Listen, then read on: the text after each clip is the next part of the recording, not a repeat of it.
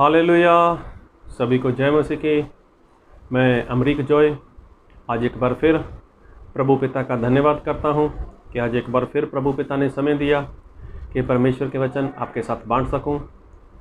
और अगर आप मेरे चैनल पर नए हो, आपने चैनल सब्सक्राइब नहीं किया तो आप चैनल को सब्सक्राइब करना, साथ में बेल आइकन को भी टच करना ताकि आने वाले वीडियो की नोटिफिकेशन आपको तुरंत मिलने पाए। और आप मेरे साथ इस वीडियो के अंत तक बने रहें। पसंद आए शेयर करना, कमेंट करना, लाइक करना, नहीं पसंद आए तो कोई बात नहीं, आप डिसलाइक करना, लेकिन वीडियो पूरा देखना। तो आज मैं जो बात कहना चाहता हूँ परमेश्वर के वचन से, इस बात को बहुत ध्यान से सुनना। और परमेश्वर अपने वचन से आपसे, मुझसे, हम सभी से वो बातचीत करते हैं। तो मैं जो कहना चाहता हूँ परमेश्वर के वचन से, तो मेरा एक सवाल है कि परमेश्वर ने आदम को क्यों बनाया था? परमेश्वर ने स्त्री को क्यों बनाया था? जी हाँ, तो परमेश्वर ने आदम को क्यों बनाया और जो उसकी पत्नी थी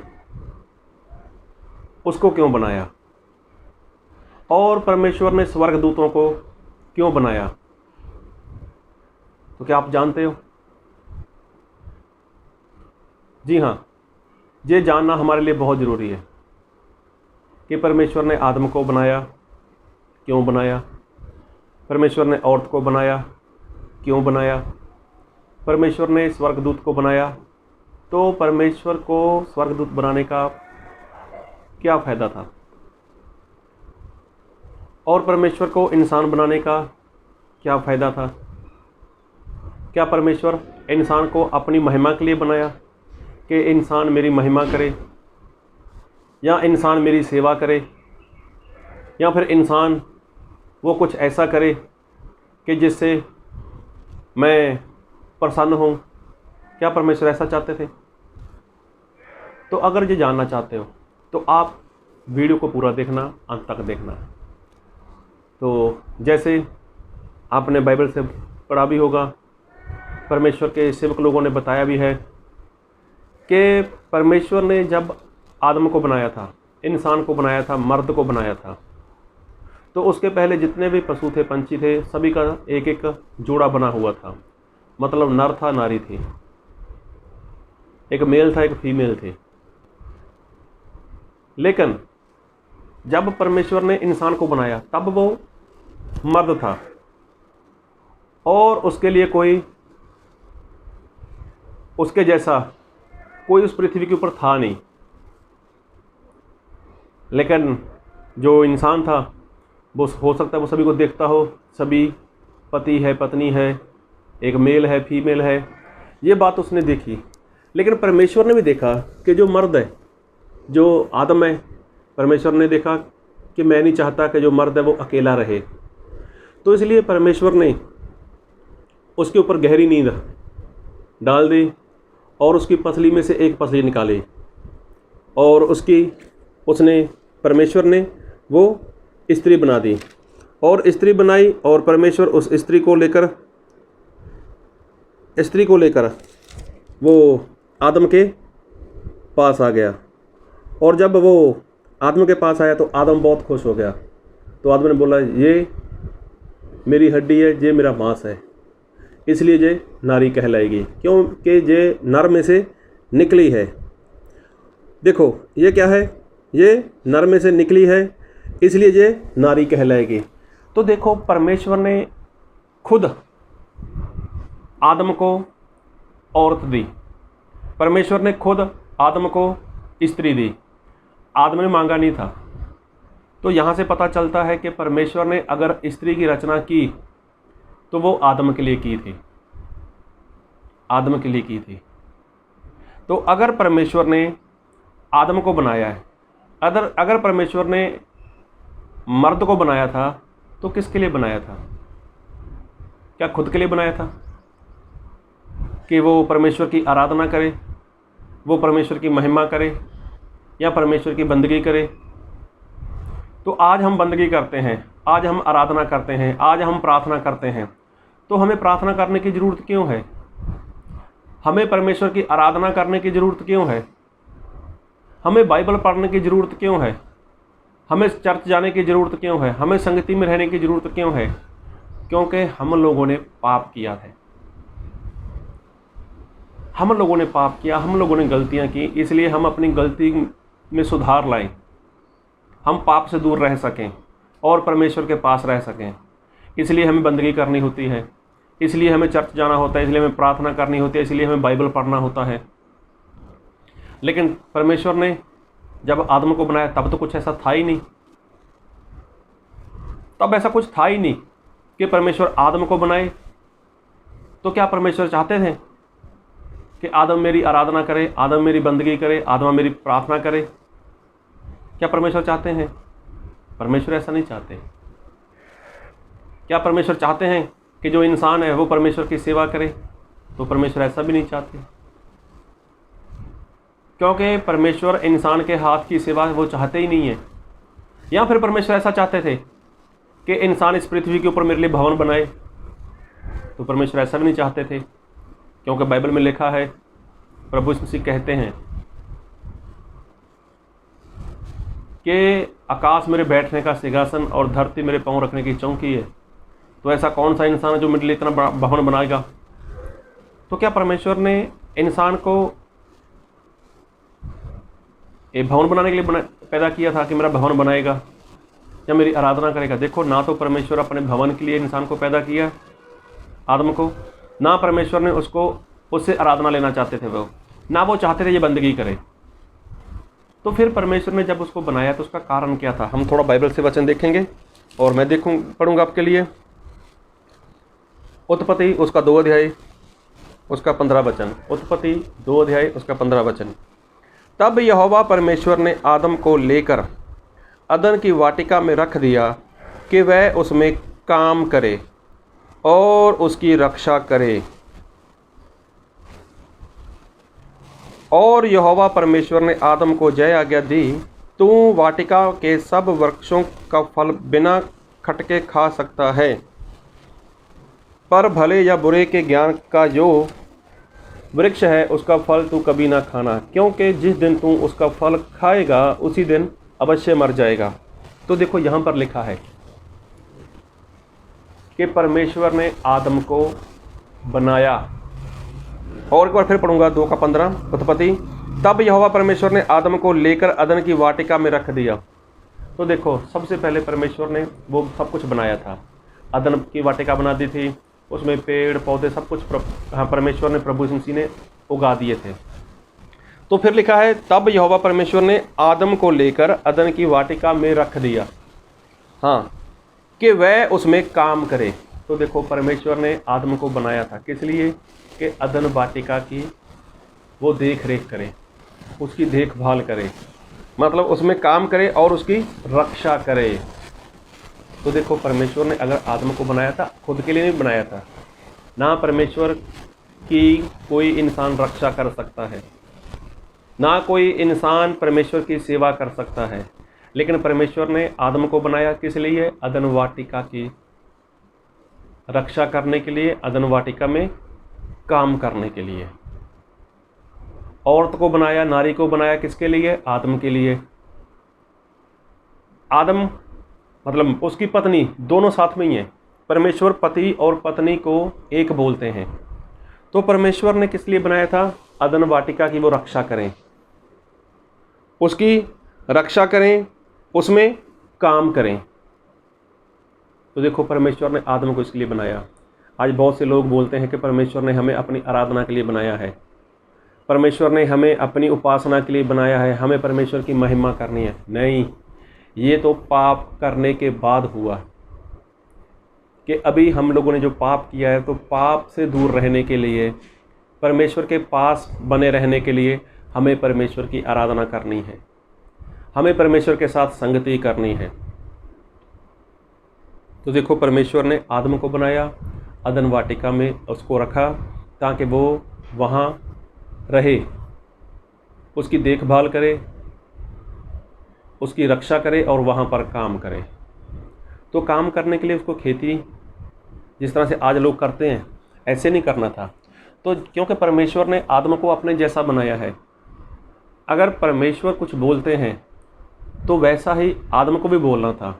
मान लो वहाँ पर ढेर सारे पशु हैं, वहाँ पर पानी भी है, नदियाँ भी हैं। अगर आदम को सभी पशु को पानी पिलाना हो तो आदम क्या बोलता, जितने भी पशु हैं सभी लोग एक जगह पर आ जाओ और आकर पानी पीना शुरू कर दो। तो तुरंत वो पशु आदम की आवाज़ को सुनेंगे और तुरंत वहाँ पर आ जाएंगे। तो उसको किसी को पकड़ पकड़ कर वहाँ पर लाकर पानी पिलाने की ज़रूरत नहीं है। आज जैसे लोग खेत में काम करते हैं, कोई ट्रैक्टर चलाता है, कोई मजदूर लगाता है, कोई कैसे करता है, तब जाकर उसके ऊपर मेहनत करते हैं, उसके बाद उसमें फसल को उसका बीज डाला जाता है, उसके बाद वो फसल बढ़ती है। ऐसा नहीं था, आदम को ऐसे करना था कि चल ज़मीन गेहूँ उगा, चल ज़मीन चावल पैदा कर, चल ज़मीन ऐसा कर जैसा परमेश्वर ने बोला है। क्योंकि जैसे परमेश्वर थे, जैसे परमेश्वर हैं, वैसा ही परमेश्वर ने आदम को बनाया था। आदम इस पृथ्वी के ऊपर रहने वाला था, अदन वाटिका में रहने वाला था। तब देखो आदम के पास कोई घर नहीं था, यहाँ तक उसके पास ना उसकी पत्नी के पास कोई कपड़ा था और ना ही वहाँ उसके पास कोई रहने के लिए या घूमने के लिए कोई ऐसी व्यवस्था थी। कोई सोना चांदी कपड़ा तक कुछ नहीं था उसके पास। लेकिन ये सब कुछ मिला कब, जब उसने परमेश्वर के खिलाफ गलती कर दी, पाप कर दिया। खैर ये मेरा सब्जेक्ट नहीं है, लेकिन मैं कहना चाहता हूँ कि परमेश्वर ने आदम को इसलिए बनाया था कि वो अदन वाटिका में रहे, उसकी देखभाल करे, उसमें काम करे, उसकी रक्षा करे। तो अभी इतना सारा काम था, अरे ढेर सारे पशु थे, अदन वाटिका काफ़ी बड़ी हो गई, वहाँ पर सभी की देखभाल करनी है। तो अभी दो पति और पत्नी कितना काम करेंगे। आज अगर कोई इंसान 6-8 घंटे काम करता है वो थक जाता है, लेकिन आदम अगर वो पूरा खेती करे या कोई ऐसा काम करे तो क्या वो थकेगा नहीं। तो मतलब उसको ऐसे कोई शरीर का बल तो लगाना नहीं था, ना उसको पसीना बहाना था, ना उसके लिए धरती कुछ कांटे पैदा करने वाली थी। लेकिन ये सारा कुछ लिखा है कि तू पसीना बहाएगा, आदम तू पसीना बहाएगा। लेकिन कब बहाएगा, कि जब तूने ये पाप किया है। तो देखो आदम को अब पसीना बहाना था और लिखा है उत्पत्ति 3 अध्याय उसका 19 वचन, और अपने माथे के पसीने की रोटी खाया करेगा और अंत में मिट्टी में मिल जाएगा, क्योंकि तू मिट्टी में से निकाला गया है, तू मिट्टी तो है और मिट्टी में फिर मिल जाएगा। अभी देखो इसको आदम को क्या करना था, ये काम करना था। इसका मतलब जो उसको काम मिला था अदन वाटिका में, वो उसमें मेहनत नहीं थी, उसको पसीना नहीं बहाना था, उसके लिए धरती कांटे पैदा करने वाले नहीं थे। जब वो पसीना नहीं बहाएगा मतलब उसका जोर नहीं लगने वाला था किसी काम में, वो मुंह से मुंह का शब्द बोलता और वही काम वैसा ही हो जाता। तो देखो परमेश्वर ने आदम को बनाया, अदन वाटिका में रखा ताकि वो अदन वाटिका में काम करे और उसकी रक्षा करे। उसकी पत्नी उसके साथ में है, उसकी पत्नी को परमेश्वर ने बनाया आदम के लिए, तो दोनों वो अदन वाटिका में है। तो अब जे उत्पत्ति उसका 1 अध्याय, उसका 2 अध्याय, उसका 3 अध्याय पढ़ लेना, पता चल जाएगा। तो अभी बात करते हैं दूत की, स्वर्गदूत की। तो परमेश्वर ने स्वर्गदूत को बनाया, तो किसके लिए बनाया? क्या परमेश्वर ने अपनी महिमा के लिए स्वर्गदूतों को बनाया कि वो लोग परमेश्वर की महिमा करें, या वो पंखों को हिला हिला कर उसमें से साज बजाते रहें? तो ऐसा है? अरे कौन ऐसा है जो परमेश्वर की महिमा कर सके? क्या हमारे परमेश्वर अपनी महिमा के भूखे हैं? क्या परमेश्वर ने जिसको पैदा किया है, क्या वो परमेश्वर की महिमा करे? तो परमेश्वर ने फिर स्वर्गदूत बनाए क्यों और किसके लिए बनाए?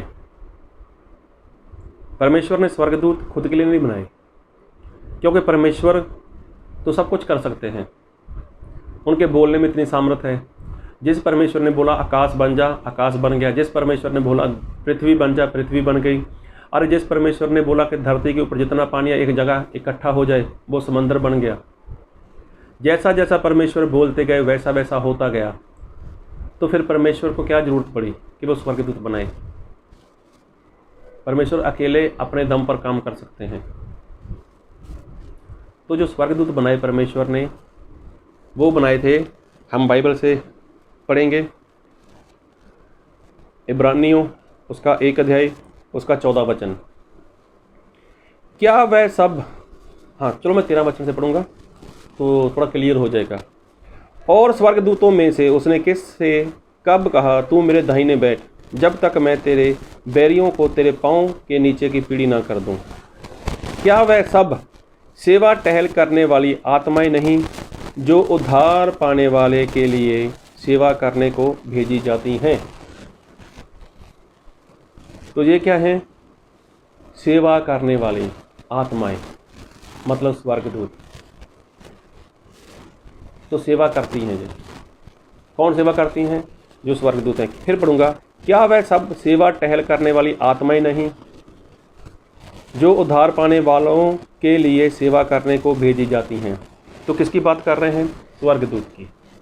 तो स्वर्गदूत बनाए गए किसके लिए? सेवा करने के लिए। और किसकी सेवा?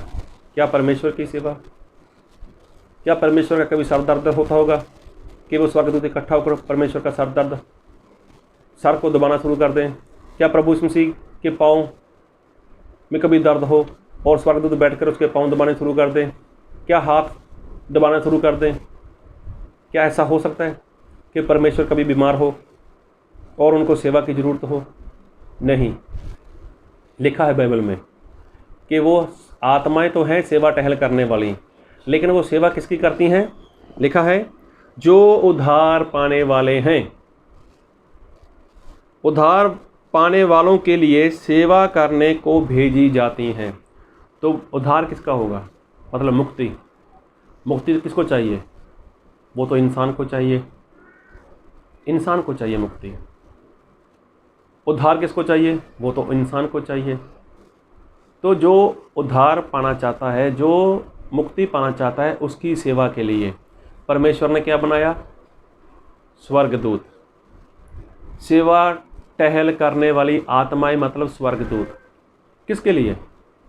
इंसान के लिए। देखो इस पृथ्वी के ऊपर कितनी बार स्वर्गदूत आए और कहाँ कहाँ पर स्वर्गदूत आए। वो क्या करते हैं? वो परमेश्वर के लोगों की सेवा करते हैं। अय्यूब के समय में देखो, जब शैतान परमेश्वर के पास गया था तो परमेश्वर ने बोला, अय्यूब कहाँ से, अपने शैतान कहाँ से आया? शैतान जब परमेश्वर के पास गया था, परमेश्वर ने बोला, शैतान तू कहाँ से आया? तो वो क्या बोला? मैं पृथ्वी पर घूम घाम कर आया। तो उसने, परमेश्वर ने बोला, वहाँ पर मेरा दास है अय्यूब, देखा? उसने बोला, हाँ मैंने देखा।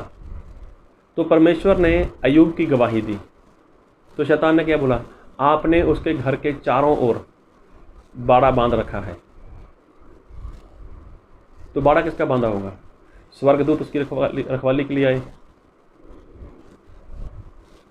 फिर अलीशा के समय में देखो, परमेश्वर की सेना किसकी सहायता के लिए?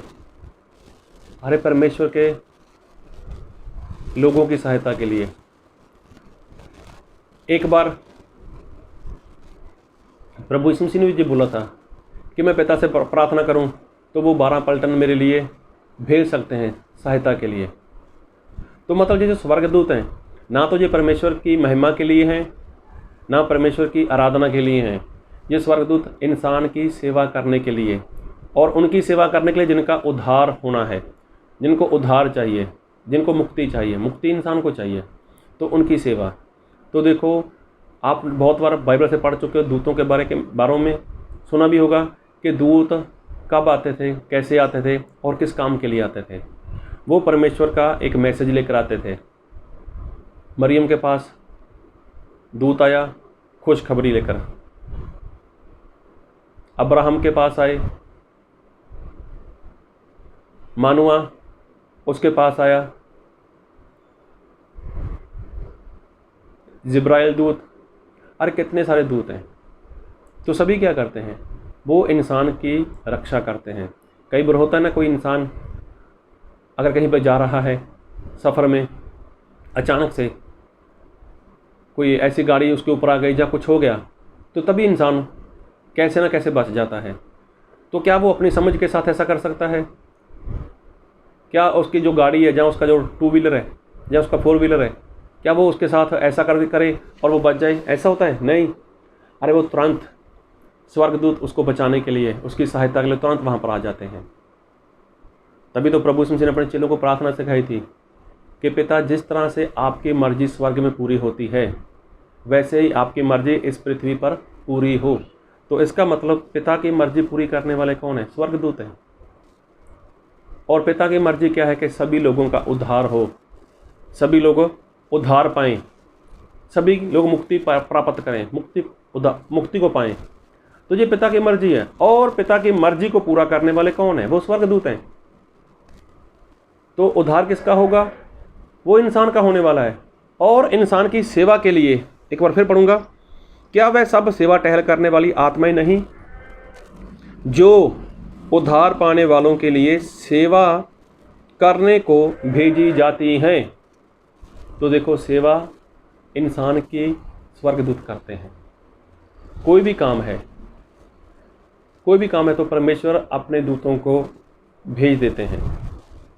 और वो दूत क्या करते हैं? परमेश्वर की आज्ञा की पालना करते हैं। और परमेश्वर बोलते जाओ, उसके लिए ऐसा काम करना है, उसके साथ ऐसा करना है। तो वो क्या करते हैं? परमेश्वर का संदेश लेकर, परमेश्वर का जो मैसेज है वो लेकर वहाँ पर पहुँच जाते हैं। तो किसके पास? जिसका उद्धार होने वाला है। तो देखो, प्रभु यीशु मसीह ने औरत को बनाया आदम के लिए, नारी को बनाया नर के लिए। और परमेश्वर ने आदम को बनाया था ताकि वो अदन वाटिका में क्या करे? अदन वाटिका में वो काम करे, उसकी रखवाली करे। और उसकी पत्नी उसके साथ में थी। तो परमेश्वर ने स्वर्गदूत बनाए किसके लिए? इंसान की सेवा के लिए। तो प्रभु यीशु मसीह को ना तो इंसान की सेवा की ज़रूरत है, और ना ही प्रभु यीशु मसीह को परमेश्वर को स्वर्गदूत की सेवा की ज़रूरत है। तो परमेश्वर ने जो कुछ बनाया वो आपके लिए बनाया, मेरे लिए बनाया, हम सब के लिए बनाया है। जहाँ तक कि परमेश्वर ने आदम को बनाकर ऐसा नहीं बोला कि तू मेरी आराधना कर, लेकिन परमेश्वर उसके पास आते थे। परमेश्वर आदम के पास आते थे, हवा के पास आते थे। तो कभी परमेश्वर ने ऐसा नहीं बोला मेरी बंदगी कर। बंदगी तो उसको करनी है जिसने पाप किया है, जिससे गलती हुई है। प्रार्थना उसको करनी है जिससे गलती हुई है, प्रार्थना कर उसको करनी है। तो जब आप स्वर्ग में चले गए तो क्या आप वहाँ में प्रार्थना करते रहोगे? तो क्या प्रार्थना के लिए प्रभु यीशु मसीह आपको बचाना चाहते हैं? नहीं, प्रभु यीशु मसीह आपसे प्रेम करते हैं, हम सभी से प्रेम करते हैं। तो वहाँ पर प्रभु यीशु मसीह ऐसा नहीं बोलने वाले जाओ प्रार्थना करते रहो, प्रार्थना करते रहो। वहाँ पर प्रार्थना वाला तो कुछ काम ही नहीं है। प्रार्थना तो आज करो जितनी कर सकते हो, अब करो कितनी कर सकते हो प्रार्थना। तो वहाँ पर तो जाकर कुछ करना ही नहीं है। 1000 साल का राज, उसमें कौन सा बंदगी करनी है? तब तो परमेश्वर सभी को एक जैसा ज्ञान दे देंगे। सभी के पास एक जैसा ज्ञान होगा, एक समानता ज्ञान होगा। किसी के पास कम नहीं होगा, किसी के पास ज़्यादा नहीं होगा। सभी एक समानता में होंगे। सभी के पास आत्मिक शरीर होगा, सभी एक जैसे हो जाएंगे। सभी को वहाँ पर प्रेम के साथ रहना होगा। तो फिर वहाँ पर बंदगी किसके लिए होगी? कौन किसको सिखाएगा? वहाँ पर कोई बंदगी नहीं होगी, कोई किसी को सिखाने वाला नहीं है। कोई सभी के पास एक समानता में ज्ञान होगा, एक समानता में सभी लोग होंगे। सभी के पास आत्मिक शरीर होगा, किसी का शरीर बीमार नहीं होगा, किसी का शरीर कमज़ोर नहीं होगा, सभी एक समान होंगे। तो देखो, प्रभु यीशु मसीह ने स्वर्गदूतों को बनाया इंसान की सेवा के लिए। आदम को बनाया अदन वाटिका में वो काम करे और उसकी रक्षा करे। स्त्री को बनाया आदम के लिए। तो बस हम परमेश्वर की सच्चाई में, परमेश्वर के ज्ञान में बढ़ते जाएं। प्रभु हम सभी को बहुत आयत की आशीष दे। आमीन।